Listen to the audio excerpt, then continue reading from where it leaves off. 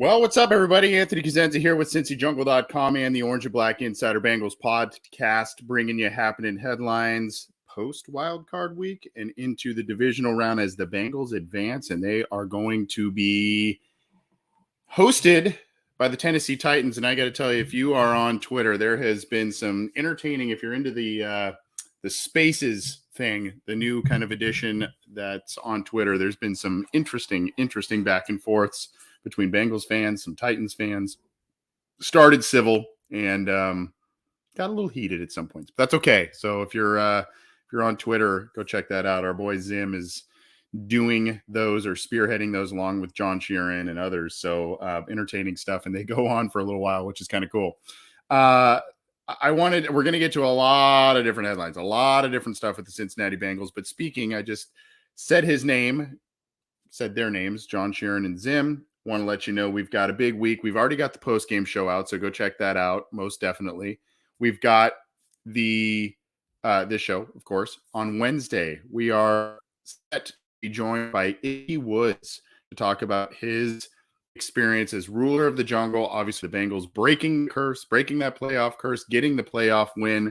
That is all going to be happening on Wednesday. John Sheeran will be talking about his experience at the game as well. He was there. So we'll be talking about all kinds of different stuff along with previewing the Titans. Speaking of previewing the Titans, we've got another member, Davey Hudson of the Believe Podcast Network. He is the host of the Believe in Titans podcast. We had his former partner, Denard Walker, former Titans defensive back, on the show previously, and now we've got the other host joining us, which is awesome, on Thursday. So we'll have that as some coverage from the other side of the fence there, so to speak. And then, of course, we've got a roundtable. We teased it last week. We thought we were going to be able to do it. Unfortunately, Ace and Zim were not able to join us. Neither was Coach Matt Minnick. So it was just John and I, but we're going to do some listener questions and a roundtable discussion with the crew Friday. So we've got a loaded week for you on this show and on the Cincy Jungle Podcast Network. Want to remind folks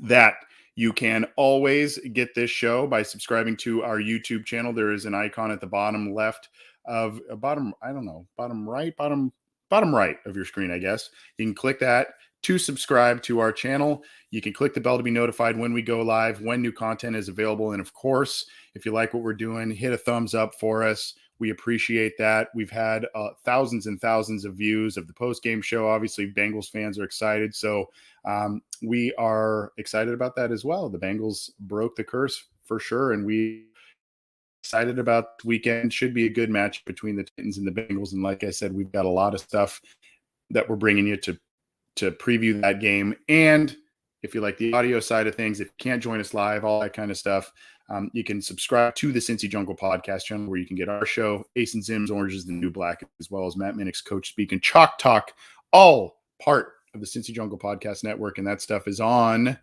iTunes, Stitcher, Spotify, Google Podcasts, iHeartRadio, all the biggies. We're on all those platforms. So go check it out. We appreciate all the support. And obviously, it's been a really fun year from a fan standpoint, and it's been a really fun year from a coverage standpoint of the team. Pretty excited about directions of things and how things have been going for the Bengals. Obviously, multitasking a little bit here, but we're going to get to these headlines here. Happy to have all of you with us, however you may be joining us, Cincy Jungle's Facebook page, our YouTube channel, etc. So excited for this week, not only for the game, but for all kinds of different stuff. Like I said, Icky Woods and all kinds of different shows that we've got going. Pretty psyched about it. All right, enough shameless self-promotion. We are going to get to the headlines. This is a headline show after all, so we're going to get to it. Let's start off. We're going to start as we usually do. Well, we always start with the Bengals, but we're going to start kind of what transpired, some news and headlines from last week, go into what's happening right now, maybe some stuff on the other side of the fence with the Titans and what they're looking at. And then, of course, we'll go kind of macro with the NFL and get on out of here. We'll try and keep it a manageable time here. First bit of business. The Bengals, as I mentioned, won a game. They won a playoff game. Can you believe it? And this is on Cincy. I'm going to pin a lot of different articles here for you as well. This is on cincyjungle.com. We're going to go inside and outside of Cincy Jungle for a lot of these articles today, which is pretty cool. Like I've mentioned, a lot of different great outlets out there, including All Bengals with James Rapine, Blake Jewell, Lindsey Patterson, Elise Jesse, all kinds of great contributors over there. We've got Bengals Wire headed up by Chris Rolling. And many other, obviously the Bengals official site and all kinds of different stuff. So we're going to reference a lot of different sites there, and we thank them for their great work. And then of course we're going to be putting up some Cincy Jungle articles for you. So we're going to pin this in the live chats in the Rich Simpson asking what's up with our injuries. Definitely going to get there. We are going to get there in just a second. We've got a lot to cover there. So Bengals aren't satisfied with the single playoff win. Joe Burrow and Jamar Chase have set the tone for this team going forward. And here is the quote after the game. And I believe this was the one. This may have been the one that they did on NBC, the NBC broadcast. It could have also been part of the post-game presser. But it basically said, he's kind of echoed the same sentiments did Joe Burrow. Quote, "It's a great win for us, the city, and the organization, but we expected this. There's not going to be a big celebration like when we won the division. We took care of business, and it's on to the next round." Chase told the NFL Network, quote, "We ain't accomplished nothing yet. We just got the first win. We've got more to go." And obviously those two big reasons why the Bengals are here, why they won the game in the postseason, and why they are going to Tennessee to take on the Titans. Chase over 100 yards receiving on a rookie record 9 catches. Joe Burrow, an extremely efficient day, over 70% completion percentage, 0 turnovers, just under 250 passing yards, 2 touchdowns, but 0 turnovers, as I mentioned. So those two are the catalysts as to why the Bengals are where they are at right now, and you got to like that. Good to see a lot of different folks here in the live chat. I'm seeing, did I see someone from Mexico? Did I see that? Yeah, Hude from Mexico. Hermanos, Juan Antonio Garrido. Good to see you. Thanks for tuning in from Mexico. Like that. You've got Andrew Seiler, a lot of our, hello from Columbus, Sage, Ohio. Good to see everybody. Good to see all of you in the live chats there. Thanks for hopping on here. Now we've got kind of some. I don't know if you want to call this funny. I don't know if you want to face palm or whatever you want to do on this one. But look, we all know there were some issues for both teams by the referee in the officiating department for this in this past game. There was the errant whistle on the Tyler Boyd touchdown play. There was the egregious roughing the passer penalty against Derek Carr on the final drive, and a number of other penalties in this one where you go, wow. And the Bengals had averaged, I think I had said in one of the articles I put up on Cincy Jungle, the Bengals had averaged, I think, right around 4 penalties a game as one of the lowest penalized teams in the league this year. And they bumped it up to 7 this week. Now, some of that was because of their own doing and their own errors, but some of this could be attributed to the kind of wacky day from the officials. And here we go on cincyjungle.com. The refs in this, I believe it's Jerome Boger, I believe, and some crews. Now, here's part of the problem in the postseason too. They bring in people from different crews and they kind of mishmash. So this crew hadn't really worked together on this, and that's something to definitely think about. So that's something to read about here. So look, if you read this here, and I'm going to let you kind of read a little bit if you're watching. Read this here, and you can see what's happening with this crew. Basically, the crew is not being not handling another playoff game, it would seem, at this point.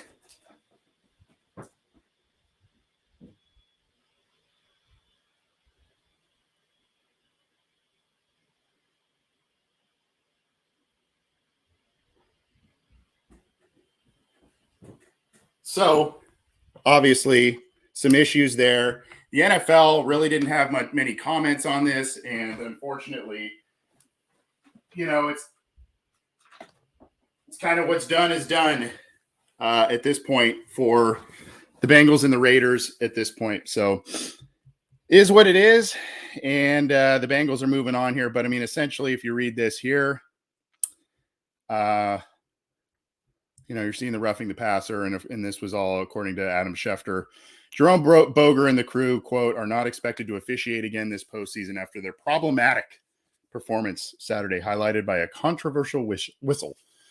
Okay, well, that's that. And I guess we kind of dust our hands off a little bit and just go, okay, and move forward from there. Now, there are a lot of, what was interesting, if you watch the game last night, Rams and Cardinals, two very prominent and potential Hall of Fame players that were former Bengals players were facing off against each other, and Andrew Whitworth and AJ Green.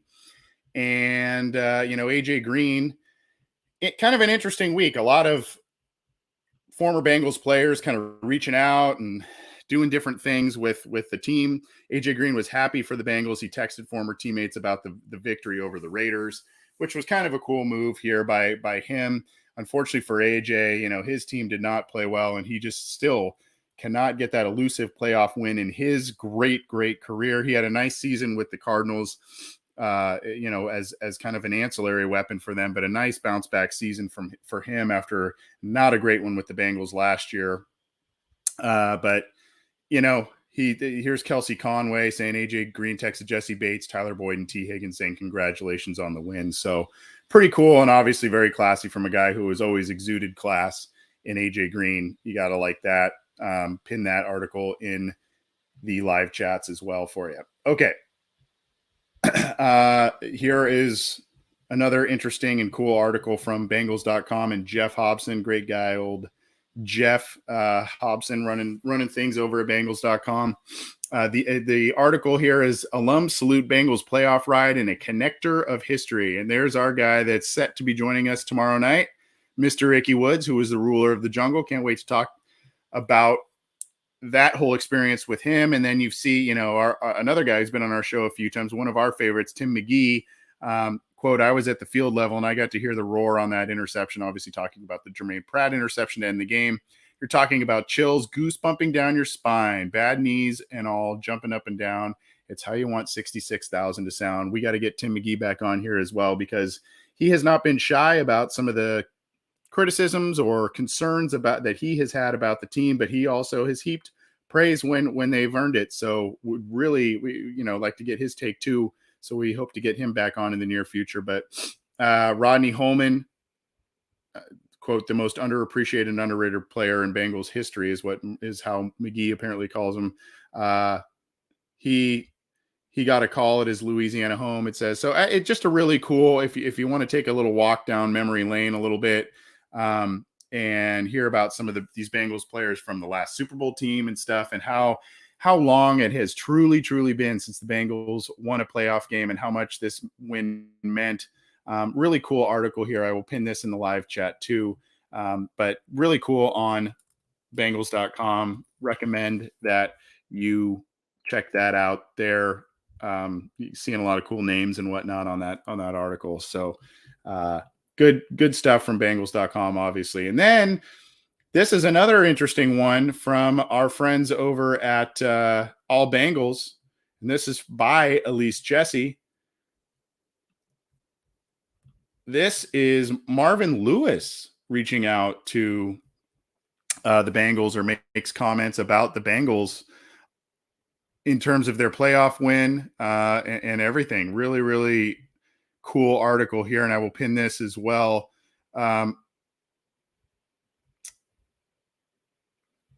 It was an exclusive conversation with All Bengals, so really cool. Quote, this is the business where you coach harder to be able to coach longer. Unless you win that Super Bowl, everybody falls off that cliff at the end of the year, and it takes a while to recover from it.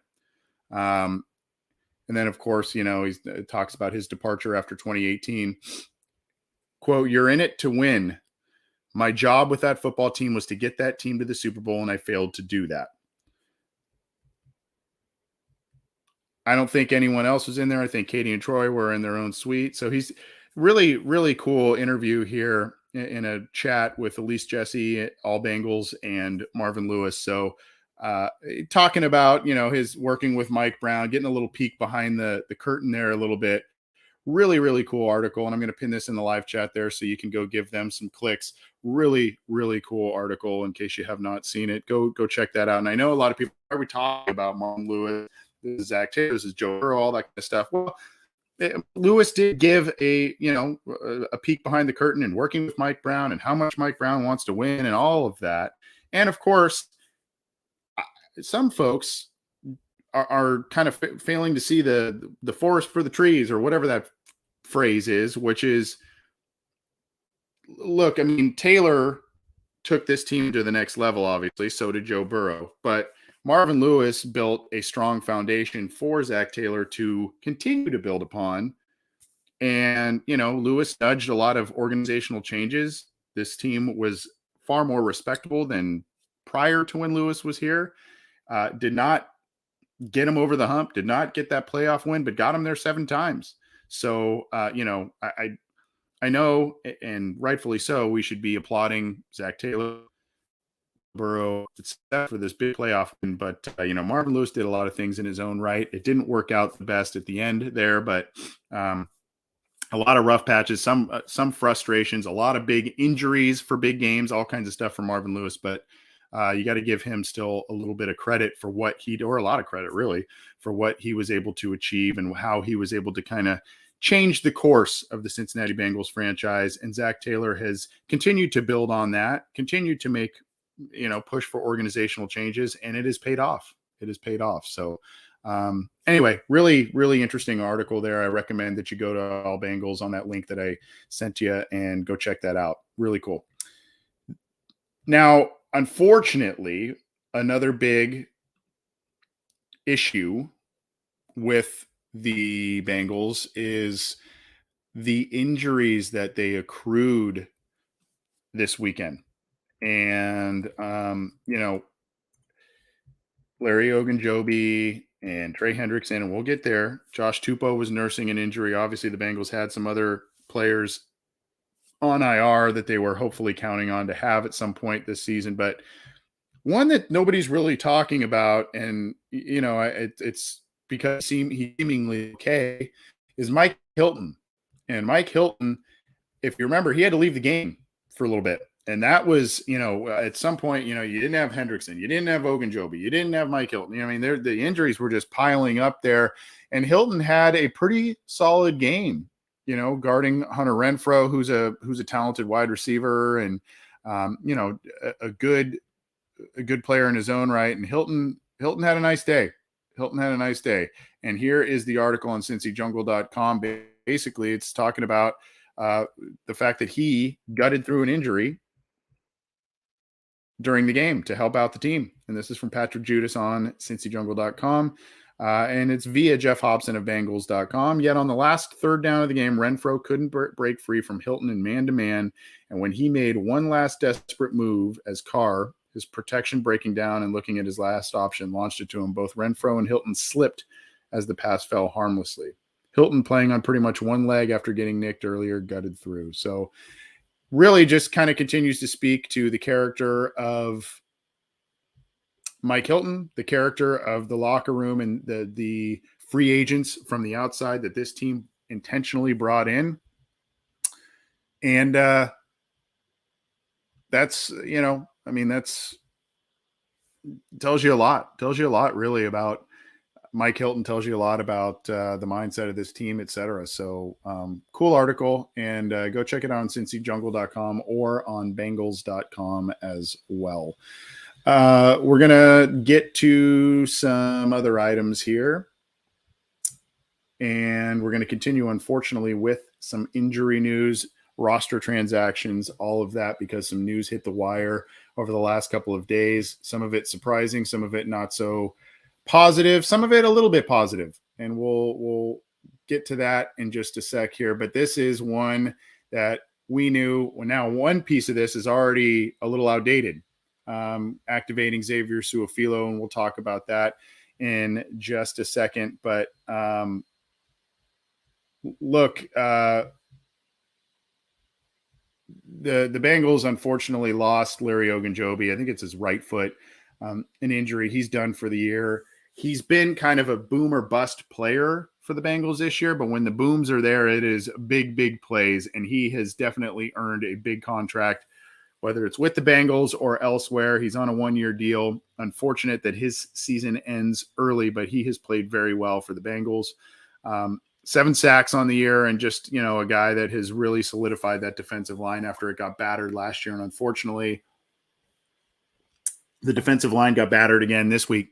I mentioned Trey Hendrickson being out and all kinds of different stuff. So now Ogunjobi's on IR, and the Bengals are going to be scrambling. BJ Hill is a guy who will be getting more snaps now, and the rotation, the depth, all of that is going to be tested this week. Thankfully, DJ Reader is still playing well. We'll see what happens with Tyler Shelvin, if he gets more snaps or what happens there. That's all part of the equation, but unfortunately, Larry Ogunjobi is on IR, and he will not be playing the rest of the postseason. Kind of figured that was going to not be a great situation when he was carted off the field last week. So looked like he was in pain, kind of had a disappointed look on his face as well. Activating Suafilo, sort of, because I say sort of because now on Tuesday, and because of the Larry Ogunjobi injury, the Cincinnati Bengals now, and this is on Bengals.com, and I will pin this as well.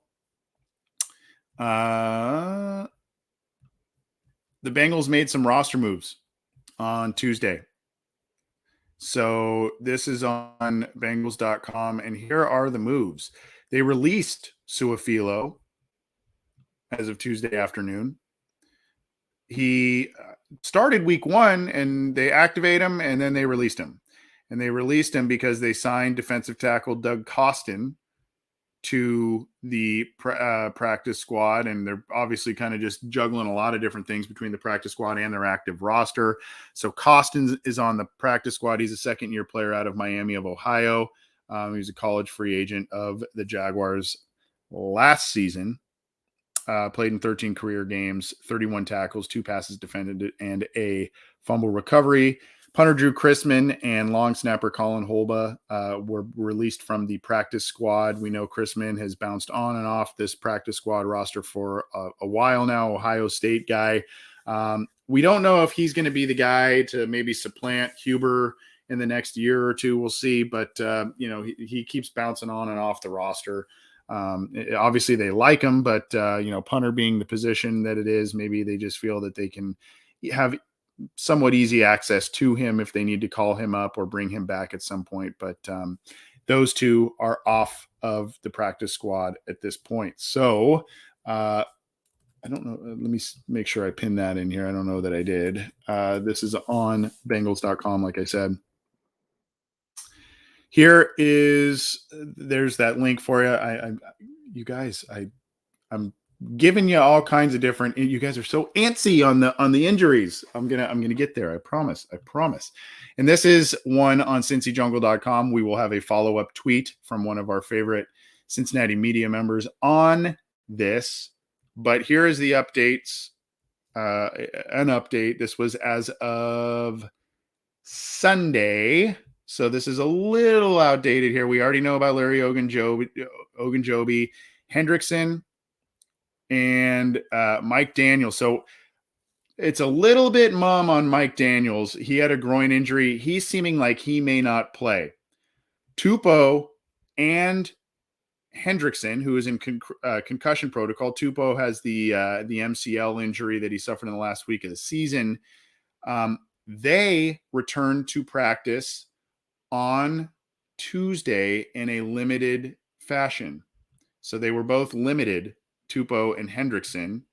And on top of that, we have a tweet that now again, nothing is set in stone. We don't know exactly what's going on yet, but you see here from Mike Petraglia, friend of the show, Zach Taylor says, and this is on Twitter, Zach Taylor says Trey Hendrickson is, quote, progressing in the right direction, unquote, in concussion protocol. And Josh Tupou will be limited today. Both were limited. I saw another report. I can't remember. I think it was maybe Kelsey Conway of the Cincinnati Enquirer noting that maybe it was Ben Baby of ESPN as well. But basically those two, I believe, were limited. But again, Zach Taylor, the big news for Hendrickson, quote, progressing in the right direction. To me, this game becomes a lot more comfortable or a lot more. I don't want to say comfortable in meaning like, oh, it's a walk in the park. This game seems like it will be a very competitive one. Two pretty evenly matched teams in this one, in my opinion. You don't have Hendrickson and or Tupou and potentially Daniels. If you don't have all of them, that makes this game really tough. If you get some or most or maybe even all of those guys back, that helps you immensely. So we'll have to see exactly what happens later in the week. The fact that Hendrickson apparently was limited as of Tuesday, as was Tupou, that's good news. That's good news. But really, we got to see at this point, and a lot of people are asking about injuries. We really have to see what they do tomorrow and Wednesday.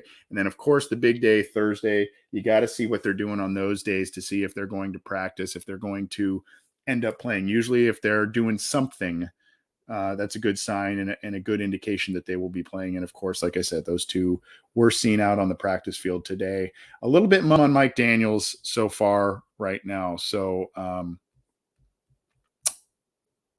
we'll continue on. Here's Bricktop. Thank you for the super chat, Bricktop. Thanks for the videos. It'd be great to see some X's and O's if you ever get the chance. Yeah, we're gonna do a little bit more. I think we're gonna do, especially as we do some more draft prospects and different things like that. And year-end reviews and stuff. We're a little slammed on interviews and doing different stuff, but we will probably be doing a little bit of film review stuff and draft breakdowns, prospect breakdowns, etc. So we'll be doing a little bit more of that, especially as the offseason comes, potentially, obviously, as the postseason hopefully continues to progress for the Bengals. Appreciate your support, appreciate your comment and your super chat there, Bricktop. And we're doing a couple of different things. I got one that's kind of going to be a little bit of a story bio type of thing of different players. I got that we're going to be rolling out probably in the off season of different players. And then of course we'll be trying to do some of the film stuff. So we'll bring you a little bit of everything. Appreciate it, Bricktop. And thanks for the super chat there. All right. Continuing to roll on, and we are rolling with the Bengals now. We've looked in the rear view. We're kind of going now into the injury report and all that stuff. We're gonna continue on here into this week. And the Bengals and Titans, I mentioned this is seemingly an evenly matched game, and the odds are showing it at this point. And this is on CincyJungle.com from Nathan Begley. I will pin this in the live chat. The Bengals versus Titans opening odds, and what do they have it? This has changed a little bit. I've seen it at 3. I've seen it at 3.5, but I've seen it as low as 2.5, I think. But right now it's at about 3 or 3.5 points, depending on your source. If you were placing a bet, and please gamble responsibly, etc. But it's right around a field goal, and that is basically, as we know, the home team usually gets that spread if it's if it's deemed as an even contest. So essentially, if the two teams are deemed pretty even, the home team usually gets about a 3-point cushion as a favorite. So it seems as if this is being viewed as two pretty evenly matched teams in the eyes of Vegas and the odds makers. So here's the other thing. Like I mentioned, we were talking about the injuries and all this kind of stuff. I got people trying to make bets with me on this game and all this kind of stuff. And I'm like, talk to me towards the end of the week when we know what's going on with Trey Hendrickson a little more firmly, when we know what's going on with Josh Tupou and others, because those are two big guys that need to come and play for the Bengals and be effective. Two very, very big losses or gains, depending on if they play or not. So that may fluctuate this line a little bit towards the end of the week, as well as obviously who's betting where. The line could change there, but right now that is where the line is opened. Continuing, and one of the big storylines, one of the big storylines here for the Tennessee Titans is the potential return of Derrick Henry. Derrick Henry is a force to be reckoned with. And this is on NFL.com. There is a video here. Big week ahead is what Mike Vrabel says for Derrick Henry. You see this from Kevin Patra. big week of practice for Derrick Henry. You can see that here.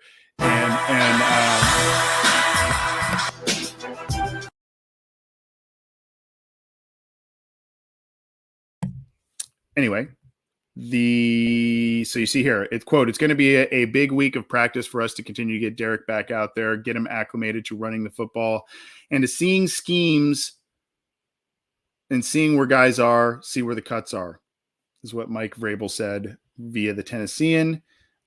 He had 937 yards, 10 touchdowns on 219 carries in 8 games. Last year, he did go over 100 yards against the Bengals in their big win over the Titans at home.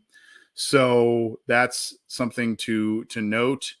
But the Bengals had that game pretty well in hand. So, and then, of course, how much do you just throw Henry? I mean, obviously you're in do or die mode, both teams, but do you also just throw a boatload of carries and touches Henry's way, or do you kind of put him on a pitch count right away?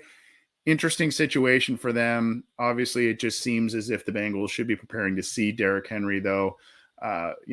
So big gain for Tennessee there at if they get Henry back there. So, yeah, I mean, Andrew Bam Greer here, if you stop Henry, you win the game. Yeah, I mean, I think even some Tennessee fans that I saw on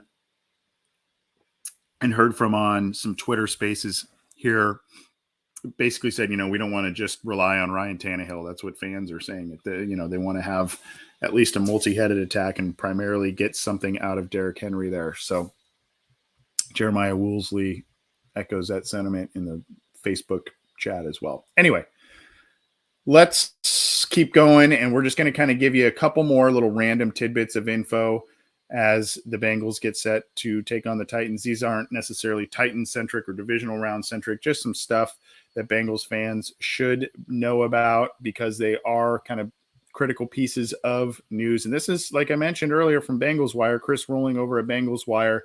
The Bengals declare unused 2022 salary cap rollover amount. And why is this a thing? Why does it matter? But it matters because the Bengals project to have the most cap space of any playoff team this year. So when you're talking about a team that has advanced to the divisional round, and you're talking about a team who has spent pretty heavily in outside free agency over the last couple of years, now they have the most cap space of any of the playoff teams. This could be a very nice situation for the Bengals. Now, obviously, Joe Burrow being on a rookie quarterback contract is a big reason why they have a lot of cap space as opposed to, if you look across the bracket there, there's a lot of veteran quarterbacks, a lot of guys who are on their second deal. So, or third, fourth, whatever, depending on which team you're talking about. But the Bengals are projecting to have the most cap space of any team last year. And they're rolling over money. They're rolling over $5.2 million, which is the 8th highest rollover money. And they love to do that. They love to roll it over since the new CBA allows them to do that. They love to roll over money year to year. And they have the 20, you see $25.8 million for the Jaguars. I don't know what they're going to be doing there. We'll see what happens. But the number it added to the team's current projected cap space, and Spotrac has already accounted for that rollover number. The Bengals are looking at a projected $58 million in free cap space. The cap is projected to jump back up this year, so that's something to think about there. But really, really good situation for the Bengals. I want to highlight this one over here too, just a fun story. You can see where my mouse is circling here. Jesse Bates did text Geno Atkins about rejoining the Bengals for a playoff run. I don't know that he got an answer on that. I don't think the Bengals are exploring that option. Not sure exactly how open Geno Atkins would be to that. Taylor and company kind of shed or allowed a lot of veteran Bengals that were Marvin Lewis guys to walk. Very few of Marvin Lewis guys remain. Bates is one of them. But Bates texted Geno Atkins about rejoining the Bengals for a playoff run in the wake of those injuries. Not sure that anything's coming to that. We last heard that Atkins was kind of getting healthy and doing all kinds of different stuff.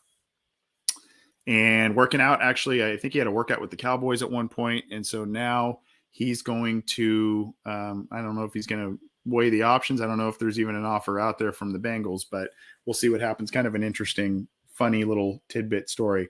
I want to highlight this too because, like I said, we're set to have Ickey Woods on the show tomorrow, and one of the things, aside from talking about his experience as ruler of the jungle and all that kind of stuff, we want to highlight the charity that he started in the memory of his son, Javonte Woods. So the Javonte Woods Foundation. And one of the things that I want to kind of, if and when Ickey comes on the show tomorrow, I want to really try and do a rally cry for our listeners, like what we did with the Ring of Honor inductees, Ken Riley II, Ken Anderson, Anthony Munoz, and we raised thousands of dollars for those respective charities. I want to try and make a pretty big impact for the Javonte Woods Foundation, So, if you want to do super chats, we'll donate all the super chats that we get from YouTube to the Javonte Woods Foundation. If you want to donate directly, if you want to, however you want to do it, maybe you donate $30 for Ickey Woods jersey number, maybe 31 for his other jersey number, or the curse that was broken, $31, whatever the case may be. I'd like to have an impact, especially since he's taken the time to come on our show here. So just kind of want to put that rally cry out there. But in that vein, I did put out this just kind of a reminder to show everybody what the Bengals past and present are doing in the community. You can find some of this information on Bengals.com, but I've kind of compiled a lot of different stuff. And, I actually, what was cool is, I put together some of the interviews we've caught up with some of these players, but you see former Bengals charities, Ken Anderson Alliance, Munoz Foundation, Ken Riley Foundation, Boomer Esiason, Javonte Woods from a previous interview with Ickey Woods, Jahani Jones in our interview there. So go check that out. You can kind of check out some of our interviews that we've done with these players dating back to a couple of years ago or what have you. And then, of course, Sam Hubbard and other recent involvements and stuff. So go check that out. Devin and Leah Still, if you remember that interview, that was really fun talking to them. So go check that out. See what the Bengals are doing in the community. They're doing a lot of impactful stuff. And obviously those charities are always in need of support. We try and support those on our show. And of course, we try and let fans know about what they're doing. And if you can support them, please do. That would be cool. That being said, we've got a lot of Bengals stuff out of the way. We got 40 minutes of Bengals stuff. So we're gonna continue on here with the AFC North and then the rest of the NFL and bounce out of here. Thanks for being with us today. Again, I'm Anthony Cosenza with CincyJungle.com and the Orange and Black Insider Bengals podcast. It's a little earlier for me on the West Coast here than some of you in various other parts, and you can see on the video I'm getting all kinds of weird sun rays on me through this room that I usually do my podcasting through. So apologize if it looks a little weird, but it's just the time of the day. At any rate, let's talk about the Pittsburgh Steelers. They were bounced out of the playoffs, made a game of it at the beginning, especially because of the defensive efforts, but ended up getting trounced pretty heavily by the Chiefs. And their season is done. By all indications, it looks like Ben Roethlisberger is done with at least the Steelers, if not his entire career. That seems to be the narrative out there. So here is a complete list of the 2022 Steelers free agents, and this is from our counterparts in the SB Nation network. Behind the steel curtain. Complete list of 2022 Pittsburgh Steelers free agents. Good compilation here, and this is by Jeff Hartman. Obviously, they're looking at unrestricted, restricted, exclusive rights. So unrestricted free agents, 2 quarterbacks, Ben Roethlisberger and Josh Dobbs. Look at the wide receivers, 2 guys that have made some plays for them in recent years: Juju Smith-Schuster, James Washington, and a guy that Mike Tomlin seems to like a lot, and Ray McLeod. So 3 wide receivers there. Really interested to see what happens with Juju Smith-Schuster. Came back for that playoff game, and he actually said, they're going to try and get Ben to get out of retirement. I don't know if that's real or not, but we'll see. Tight end Eric Ebron.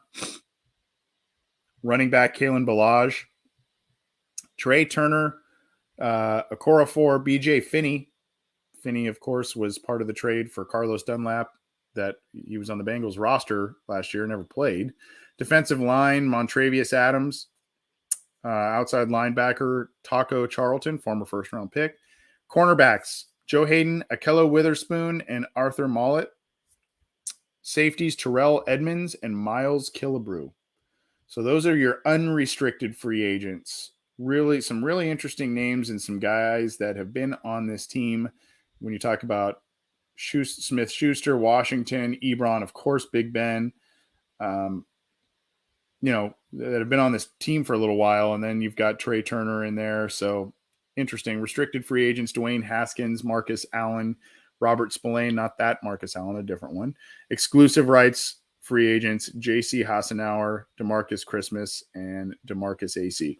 So a lot of quarterback turnover on this team here. Some people are, getting the vibe that it's going to be Mason Rudolph's show. We'll see, but I think Pittsburgh's probably going to draft a quarterback at least this year, you would think, based on everything going on there. But that is a look at their free agents. You can go to that list in case you didn't catch some or you want some more information on that. Go to Behind the Steel Curtain on that. And speaking of them drafting a quarterback, the Steelers, that is, there is a mock draft wherein they take a quarterback. And this is also on Behind the Steel Curtain. Obviously preparing for the future and preparing for life without Ben Roethlisberger. This is from Dave Schofield on Behind the Steel Curtain. And this is a mock draft from CBS Sports. Spoiler alert, we're gonna show you that in just a little bit. But at 20, they have the Pittsburgh Steelers taking Malik Willis out of Liberty. Really athletic, fun player. And then it talks about, he's one of the most challenging quarterback evaluations, physically gifted quarterback in the draft. And then you talk about, ball security standpoint and all kinds of different stuff, but really, really exciting player. And that could be where the Steelers go next in terms of drafting a quarterback. We will see, but that is on Behind the Steel Curtain as well. And we'll get to that mock draft from CBS Sports in just a little bit. It's been such a pleasure not doing mock drafts, not doing prospect evaluations, because we've been so wrapped up in postseason coverage for the Bengals. Usually at this point, we're doing mock draft machines and potential free agent spotlights and all kinds of different things. And we're not doing any of that. We're not doing that until the season is over, and it ain't over. It ain't over. Let's move on to the Cleveland Browns. And this is on clevelandbrowns.com.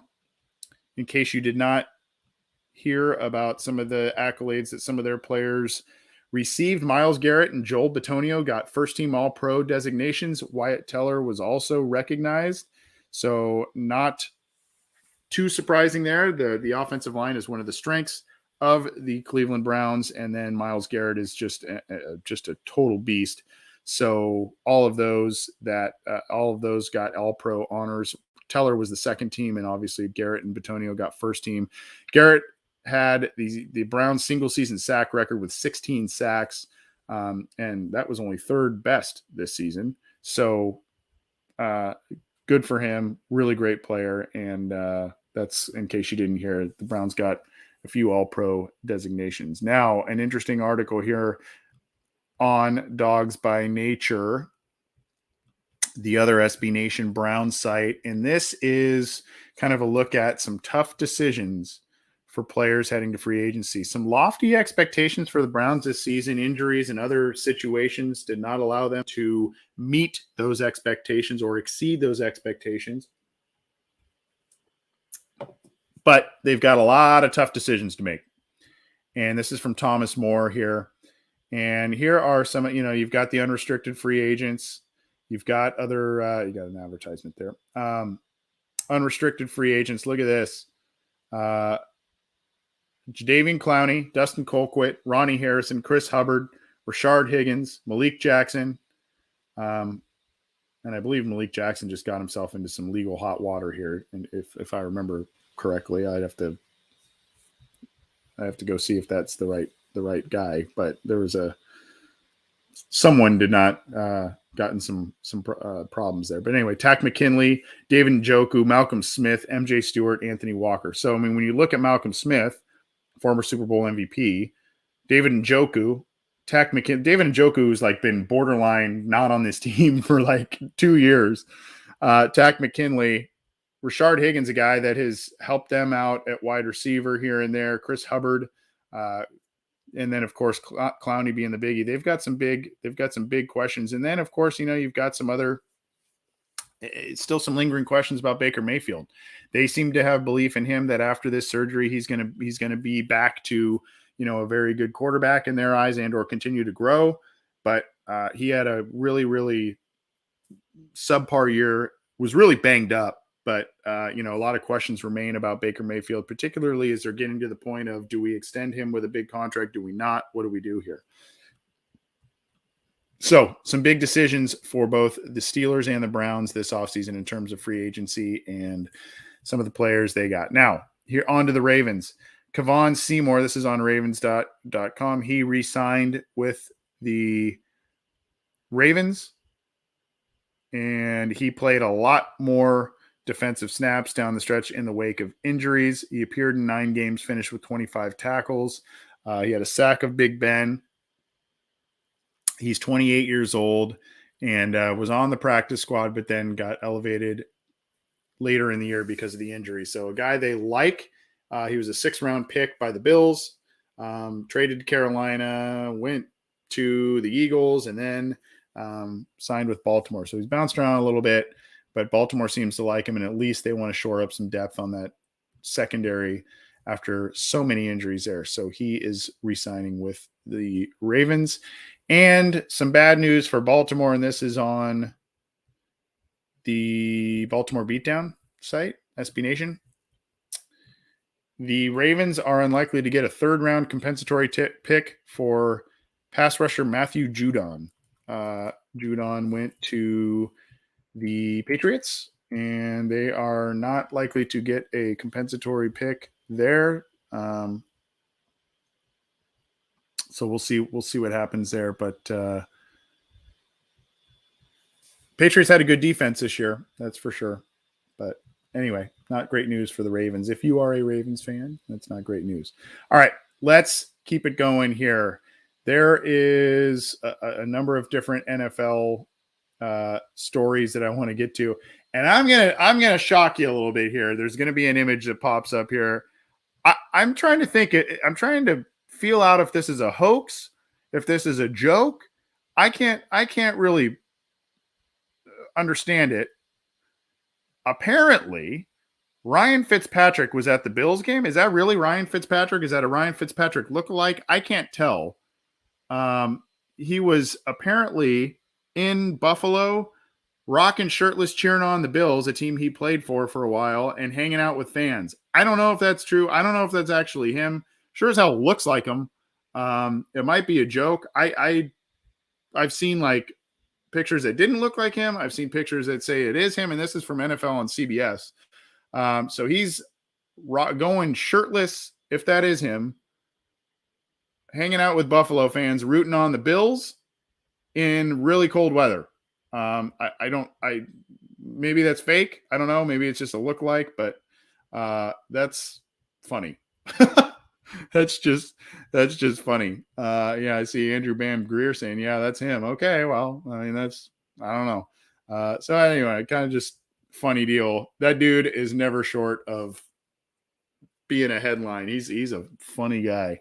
Obviously, former Bengals quarterback as well. Came in relief in 2008 when Palmer was injured. Former Rams quarterback, all that stuff. This is an interesting cat.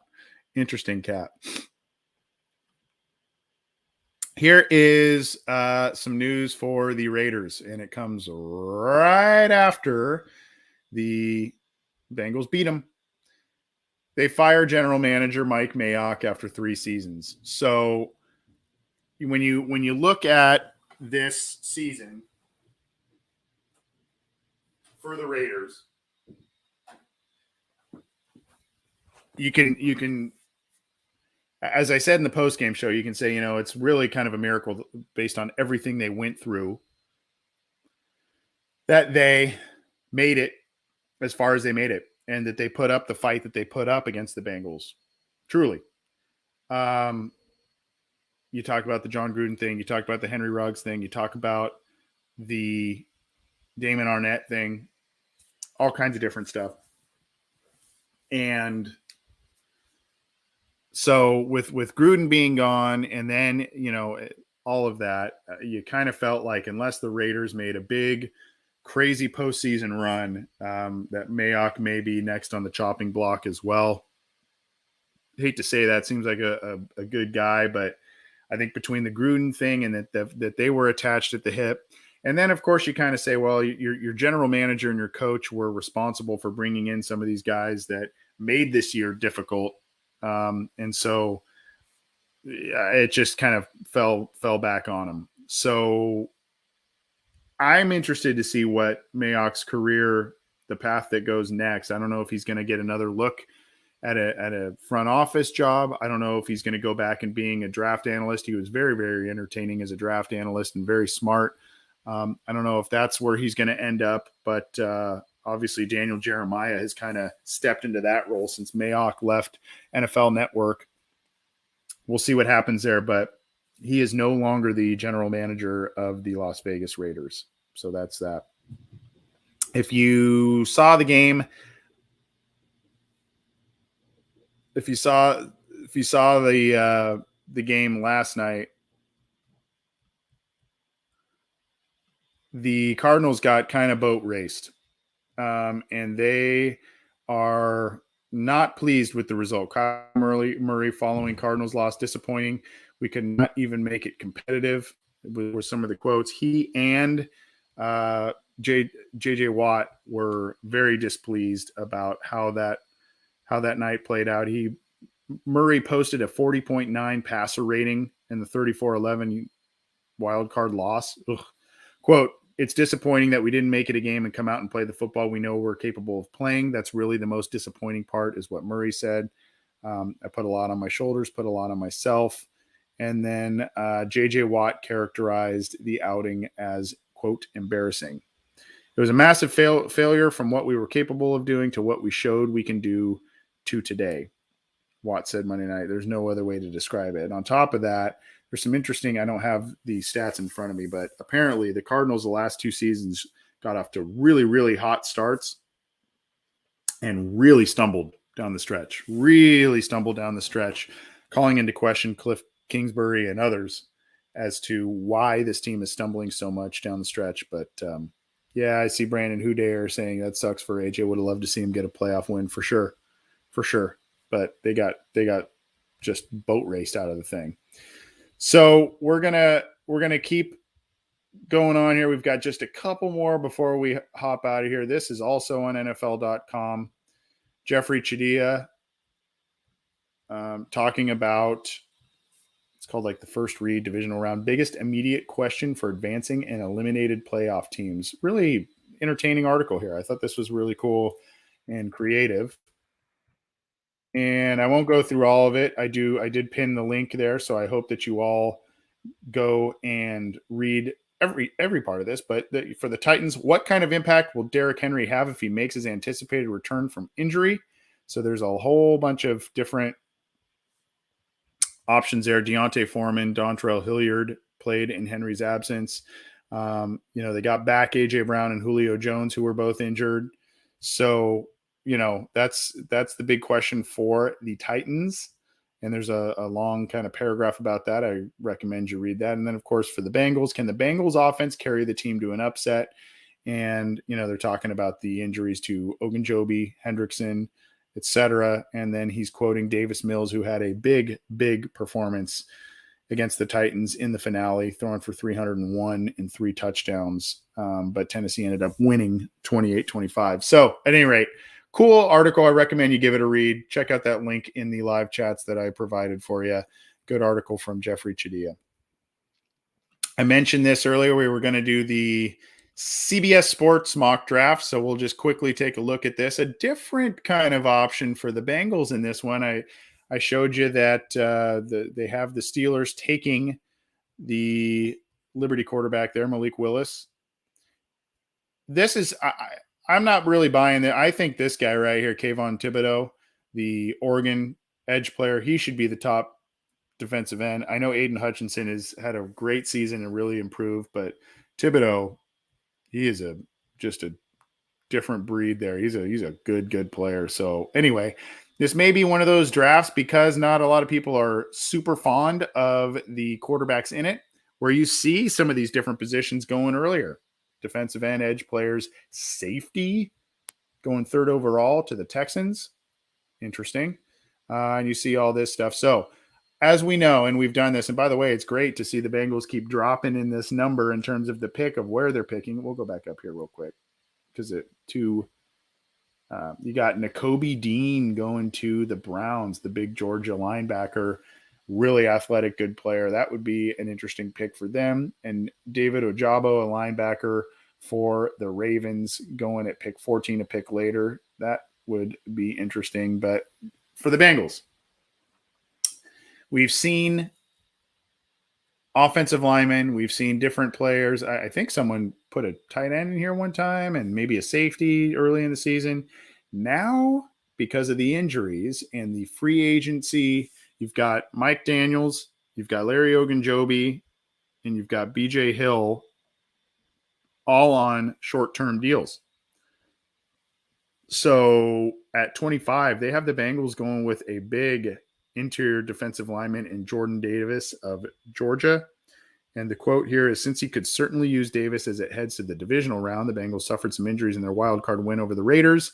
But even at full health, there isn't much depth behind DJ Reader, especially with Larry Ogunjobi and BJ Hill set to hit free agency. And Ogunjobi and BJ Hill, with the great years that they have had for the Bengals, they may get good paydays, whether it's from or not from the Bengals.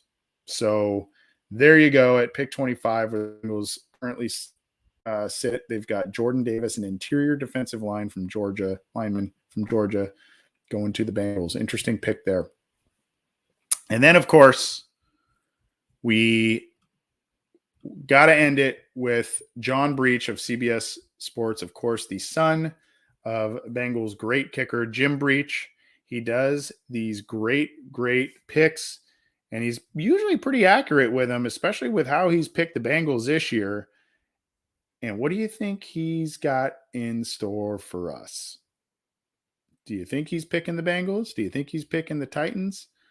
He says, this is definitely my favorite game of the week, and that's mainly because I'm going to be there. So if any fans listening to this show are going down there, go look for John Breach there. He'll be out there watching the game and probably rooting on the Bengals. He seems to kind of have a soft spot for the Bengals, rightfully so, because of his dad being a kicker there for a long time, and I think growing up. This is the picture, by the way.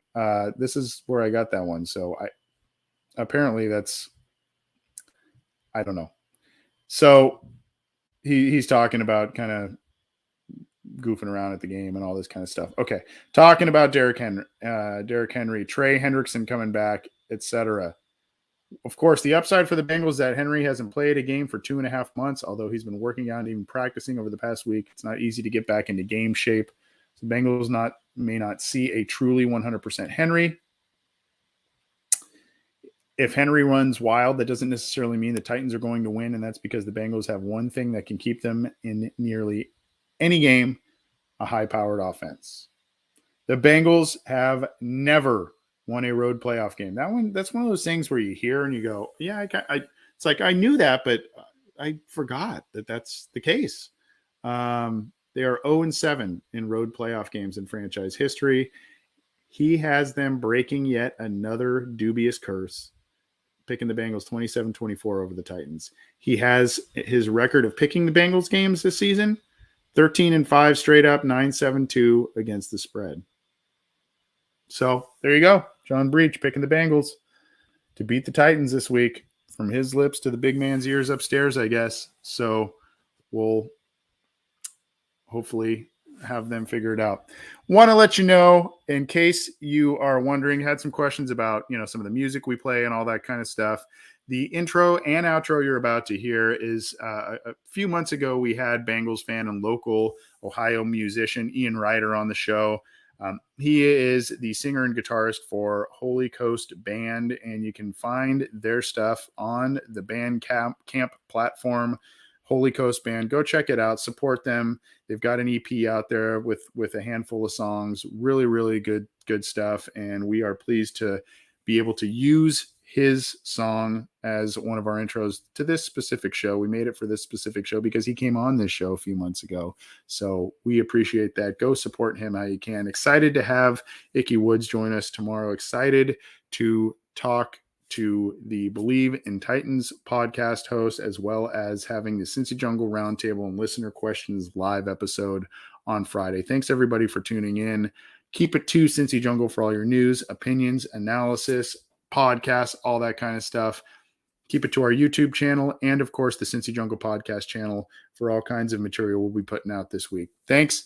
We will talk to you soon.